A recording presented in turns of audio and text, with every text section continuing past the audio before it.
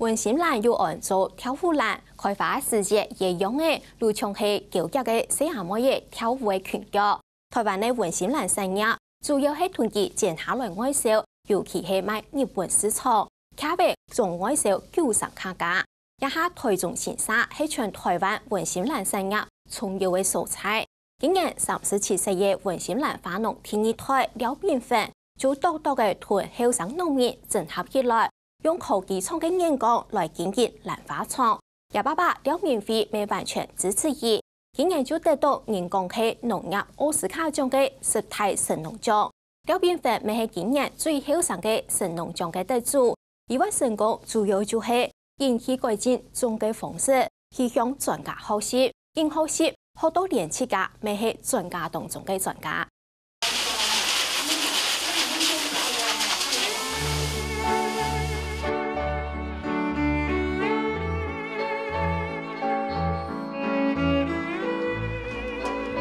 包装厂古天大礼拜一包装出货一条，准备售去日本。廖明辉同廖炳芬两子牙当塑料匠文心兰种的推几多，再个喷比强烈。量这个礼拜量少了，所以最近去年暖冬，然后花量大部分在集中在去年年底。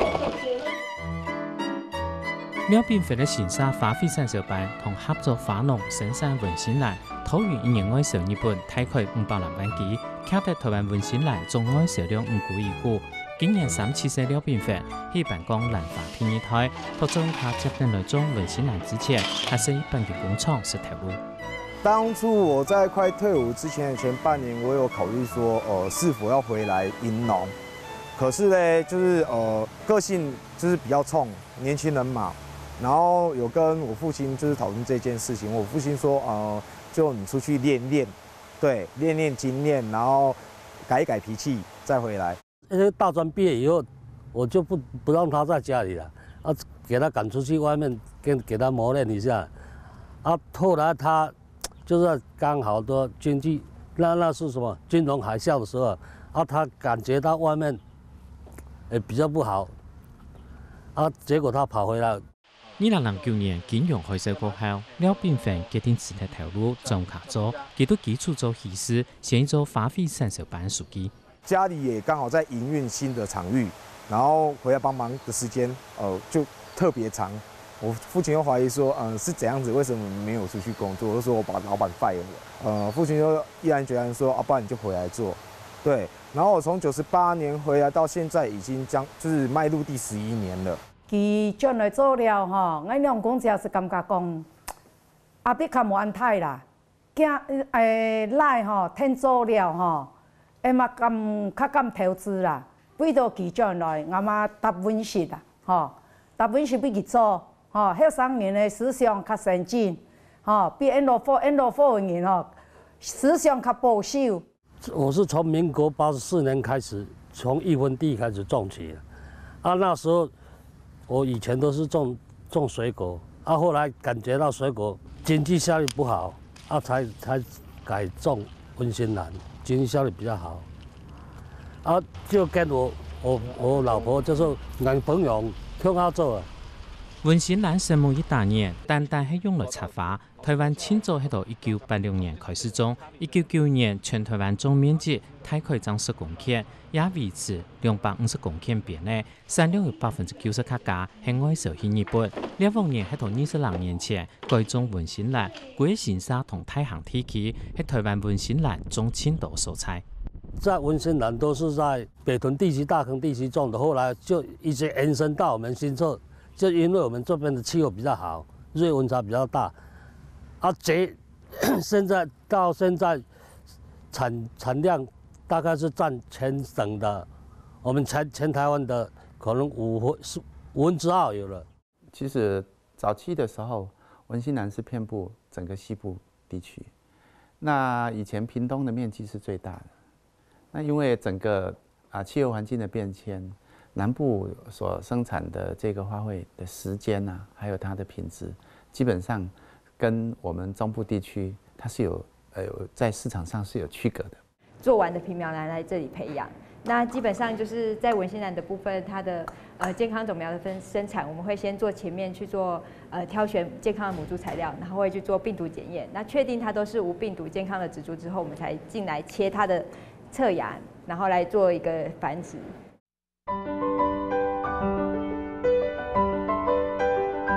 新沙国公体也是安布卡人合适种文心兰，30年来，兰花农累积丰富的经验，后生了变化，除了上小的经验，还可以利用农业资源单位资源改进品种同品质。种苗厂，然后中区农业改良场跟我们农事所花卉中心，其实跟他们合作，老实讲蛮愉快的。一般老实讲，我们在例行的实际的一个经营耕作，其实常常都会遇到盲点。最早的时候，包括分级包装，我们跟农业试验所都有很多的合作。那包括整个包装厂的建立跟经营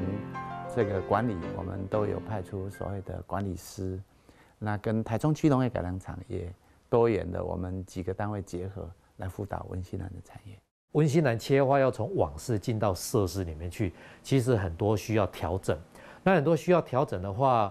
我们在技术上面就跟他做配合，他有现场的经验，那我们可能学理跟理论上会比较多懂一点，所以我们就两边互相配合。那你看这个技术这样子用下来，我们这样总产量可以增加16.5%，然后外销大概增加12%，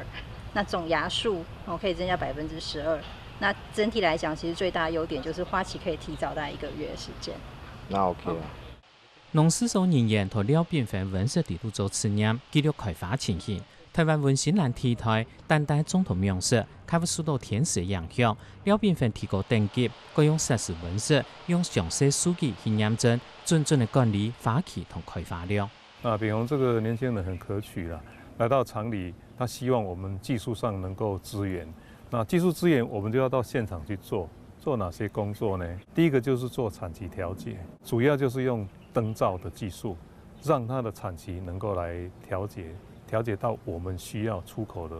那这个实验也在新社地区进行。后面看到的电罩部分，我们去拟取它的光基值的部分、光合饱和点的部分，然后 EC、pH 值，然后还有我们肥料、水分的一个控制，来去拟取，然后营运说，让我们的成本能更省，然后品质更佳。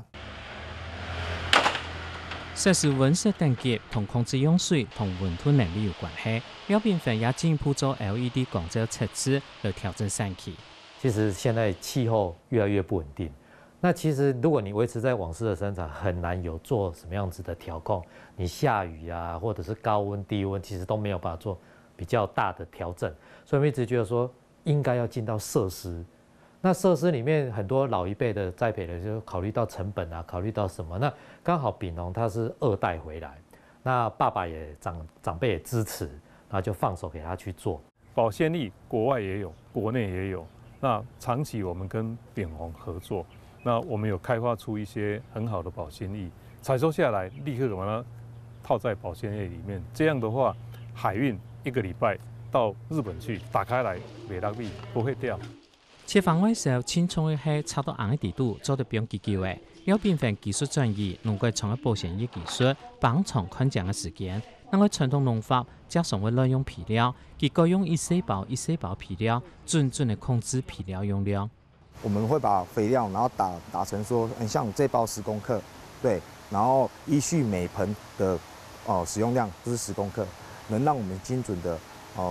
就是控制成本。也能讓我們精準的使用肥料，讓它依序的成長，或是我們要的產期調節能更順我們的心意。你像這個水草有沒有都種得不夠密集，你知道嗎？所以它含水量會比較高。了變份從頭學起時，轉型去改良技術，轉來接並來做長短短的11年。對自由農民、自由產銷班、濕態產銷班都經驗頭得到農業兩位全國榮譽濕態神農獎。10大產銷班了吼，其實人都鼓勵佢講，按都到10大產銷班呢，按人都揾一個大片呢，吼，來變個10大神農看演選安尼啦。佢講啊，甘有個才跳，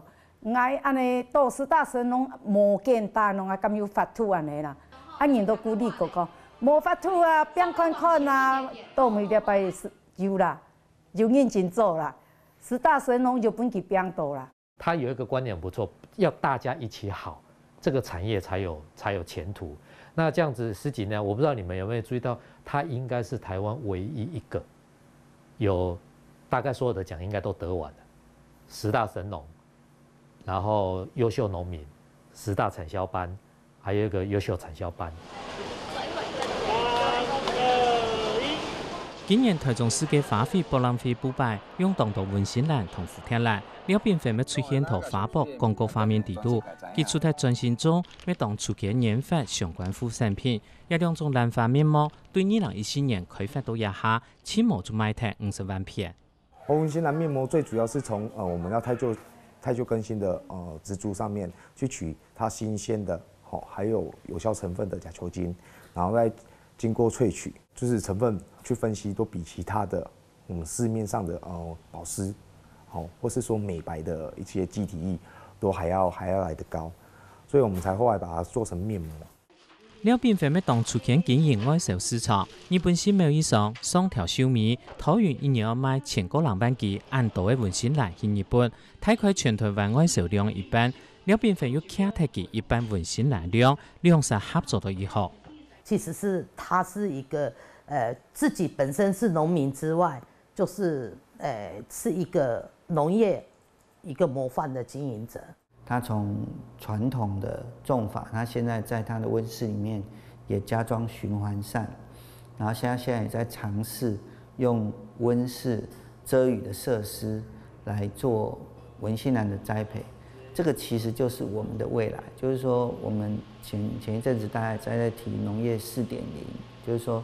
我们必须让整个产业升级，我们才有跟国际的竞争力。我运气蛮好的，遇到很多贵人来协助我，对。然后现在我们大部分的像我自己生产的文心兰是大部分是外销到日本。然后我们也有在寻觅说第2市场、第3市场的部分，像我们寻觅的第2市场荷兰的市场，然后还有中东的市场，还有美国的市场。贸易商王明杰认同了便分想法，当初间同意探索开发日本以外天然外销市场，不过文心兰3年外销也提议是日本市场，是知道台日本的天然外销市场做冇买起来。因为我们现在卖去日本的价钱很好。某一些时段是很好，所以农民他就会觉得说，我没有办法长期供应啊。那我如果价钱便宜的时候，我们要卖去大陆，那大陆的这些花商也会觉得说，你只有卖我几个月，我要了你又没有了，那我们这个生意要怎么做？文心兰这个产业绝对是有未来，我觉得就是台湾在日本占有这个第1名的。市场的占有率绝对没有问题，可是唯一一个问题就是我们台湾的农民、包装厂，还有我们贸易商，要怎么去维护它的价值？贸易商双条小米当时独家竞争，打坏文心兰行情。总共文心兰产业而长长久久经营下去，最看较长远地位。了便分希望产业团结，也套建立一套从文心兰 SOP， 坦白做得规个工厂输出，爱所有文心兰业者共下来成长进步。从我们现行的就是网式的一个园区，然后慢慢跟进到跟蝴蝶兰一样，就是精密标准温室，然后从原本我们要靠天吃饭，变成说这些花就是靠我们吃饭，然后从原本的传统产业。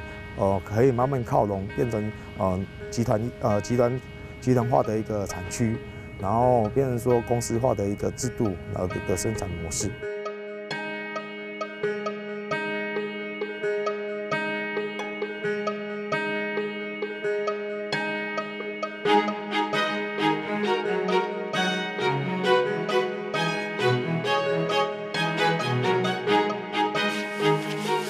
变分虽然係種蘭花天然態，兼單車上述傳統中文心蘭方式，和改善嘅傳統用式，望田綠色前期，用數據管理花期同成本，喺文心蘭產業和引來發展。